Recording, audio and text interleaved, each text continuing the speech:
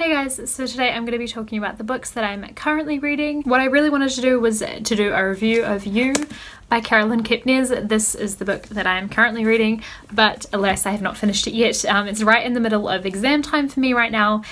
When this video goes up I would have just finished my first exam, and then I have a couple more exams next week as well, so it's just not practical for me to finish books to do reviews when I've got exams to study for. So I thought I would just share with you guys the books that I'm kind of in the middle of or like have been reading this past week. Firstly, I'm going to talk about the books that I've been rereading for my exam. The first one that I've reread is Passing by Nella Larsen. As you can see, I've got a lot of post-its going on in this one. There's two main characters called Claire and Irene. And Claire and Irene are both women who are African American, but they're light-skinned enough to pass for white. And Claire has made the decision to basically live life as a white woman. She's married a white man, whereas Irene has kind of stuck to her roots. She's stayed within pretty much the same community that she grew up in. She has a lot of those same friends and everything, and her husband is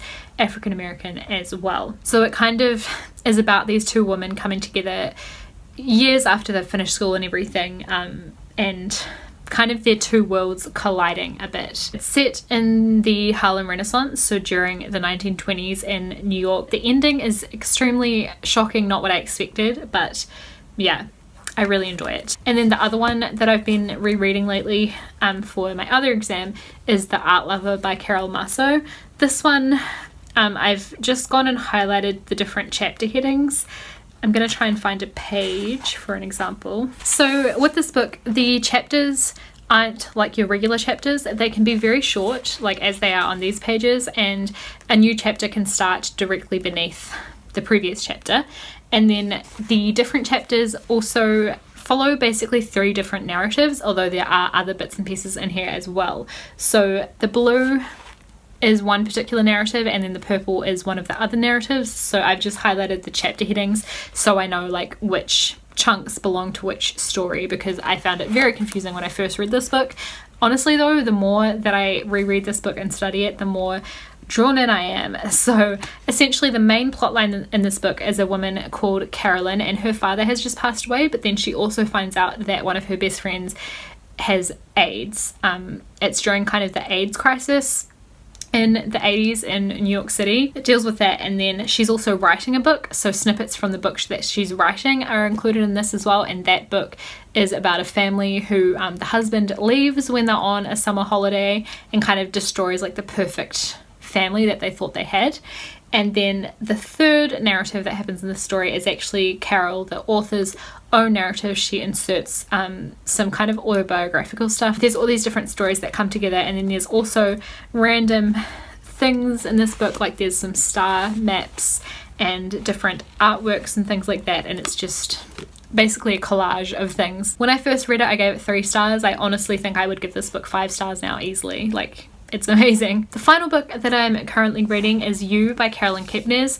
This book is so good, and I feel like I'm being really slow reading it, but it's just because I'm so busy studying, and when I get to the end of the day I don't necessarily feel like reading when I've been rereading uni books all day. But it is such a good book. So this is an adult thriller, and it's written from the perspective of a guy that is essentially stalking a woman.